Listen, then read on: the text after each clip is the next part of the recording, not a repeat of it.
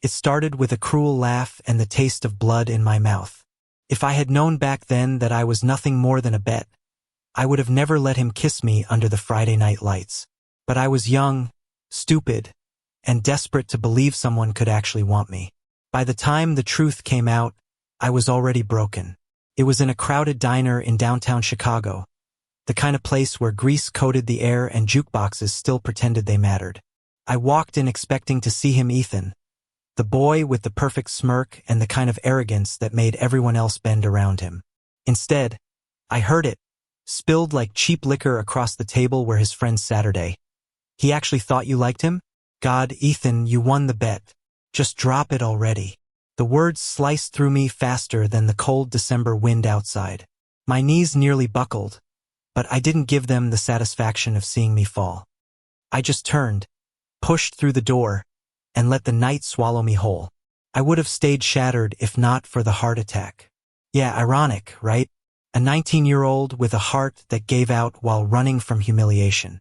My body betrayed me, collapsing right there on the sidewalk. I remember the blur of faces, the rush of voices, the flashing red lights, and then him. The nurse. No, not just a nurse. Daniel. His hands pressed against my chest, his voice commanding me back to life. It wasn't some poetic miracle, it was CPR, determination, and the kind of stubbornness that didn't let go. But to me, half-conscious and desperate, it felt like a rescue from something far darker than a failing heart. When I woke up in the hospital, tethered to wires and machines that beeped like tiny alarms, he was there. Sitting beside me, eyes heavy with exhaustion but refusing to close. "You scared the hell out of us," he murmured, his voice low and steady. "You're too young to be giving up." I wanted to laugh, but my chest hurt too much. Instead, I stared at him. This stranger with kind eyes who didn't know a damn thing about me and yet cared enough to stay. That's how it began. I told myself he was just doing his job, just another patient in a long line of emergencies. But the way he lingered, the way his fingers brushed mine when adjusting the four, the way his smile softened whenever I tried to act tough, it all told a different story. And God, I hated myself for craving it. After Ethan, I swore I wouldn't let anyone close again. Yet here I was, falling all over again for the wrong kind of impossible. "You're quiet," Daniel said one night, the glow of the hospital TV painting shadows across his face. "You must be thinking about something heavy." I almost told him everything right then, the bet, the humiliation, the way my heart didn't just fail from genetics but from betrayal. Instead, I just muttered, "Thinking's dangerous. Better to sleep." He didn't push. He never pushed.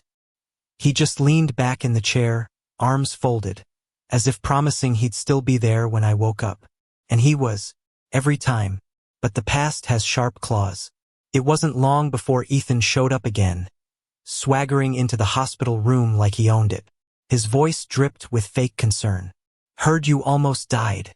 Guess my kiss was that bad." Huh.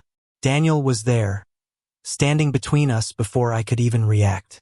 His jaw was tight, his stance protective in a way that made my chest ache for reasons that had nothing to do with heart monitors. "Visiting hours are over," Daniel said, his voice calm but edged with steel. Ethan scoffed, leaning around him to look at me. "You really think this nurse cares about you? He's just doing his job. Don't be pathetic twice." I wanted to disappear, but Daniel didn't budge. He stepped closer, practically nose to nose with Ethan, his voice low enough to make the room feel smaller. "Get out. He doesn't need you." For the first time, Ethan faltered. When he left, the silence was unbearable. I felt exposed, weak, like a kid hiding behind someone else's strength. But Daniel turned back to me with the softest smile. "You don't have to face people like that alone anymore," he said. And maybe it was the medication, maybe it was the rawness of nearly dying, but I believed him. The problem was, belief is dangerous, because the closer he got, the more terrified I became of losing him too. Ethan didn't vanish from my life overnight. People like him never really do. He lingered in the hallways of my memory, like a stain that wouldn't wash out. Even after he stopped showing up at the hospital, his words echoed whenever I dared to feel something again. Don't be pathetic twice. But Daniel had this way of silencing those ghosts without even trying. He'd sit by my bed, telling me stories about his mother's garden or how he hated Chicago winters but loved the first snow. He wasn't grand gestures or reckless promises. He was steady, grounded, everything Ethan had never been. When I was discharged, I expected the goodbye.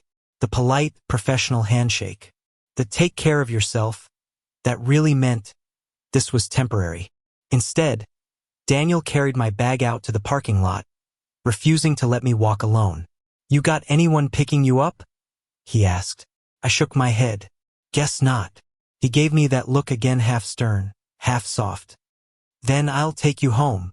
It was ridiculous, letting him see the cramped apartment I could barely afford, the sink that dripped all night, the window that rattled whenever the wind blew.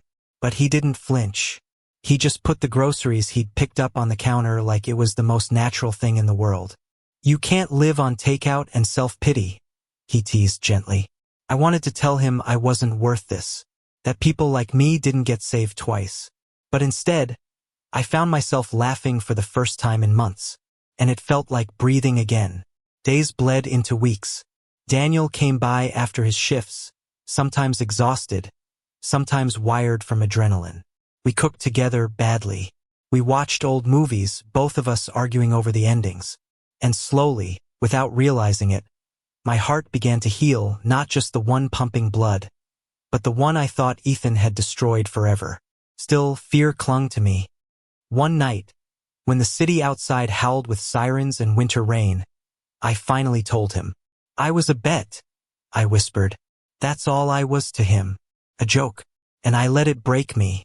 So if you're here because you feel sorry for me," Daniel cut me off, his hand closing over mine with a certainty that made me tremble. "I'm here because I want to be. You're not a bet. You're not a joke. He exhaled, shaking his head like he hated how the words caught in his throat. "You're someone I can't stop thinking about. And that scares me, because I don't want to hurt you. But I can't lie to myself either." I stared at him, the rain streaking shadows across his face, and for once, I didn't feel like running. I felt like staying. It wasn't perfect after that. Healing never is. I still flinched when Ethan's name came up. I still doubted myself when Daniel was late or tired. But love isn't about perfection. It's about showing up, again and again, even when it's messy. Months later, on a spring morning when the city smelled faintly of rain and blooming lilacs, I found myself back at that same diner, the place where I'd first shattered. Ethan was there, laughing with a new crowd, his voice carrying like it always had. For a moment, the past tried to drag me under again. But then Daniel's hand slid into mine across the table, grounding me. "You okay?" he asked softly. I nodded. "Yeah. For the first time, I actually am." Ethan glanced over, recognition flashing in his eyes, but I didn't care anymore. His smirk, his arrogant sight had no power here. Not when Daniel was beside me, his thumb brushing over my knuckles like a quiet promise. Later, as we walked out into the sunlight, Daniel looked at me with that half smile that had saved me more times than I could count. "You know," he said, "your heart's stronger than you think." I leaned into him, letting the warmth of the day wrap around us. "Only because you reminded me how to use it." He chuckled, pulling me closer until our shoulders touched, until the world felt smaller, safer, ours.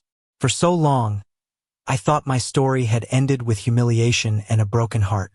But standing there with Daniel, his laughter in my ear and his hand in mine, I realized something. Sometimes the cruelest beginnings lead to the gentlest endings. And maybe, just maybe, I hadn't lost after all, because I was no longer a bet. I was his, forever. Thank you for listening. Don't forget to like and subscribe to stay updated with the latest videos.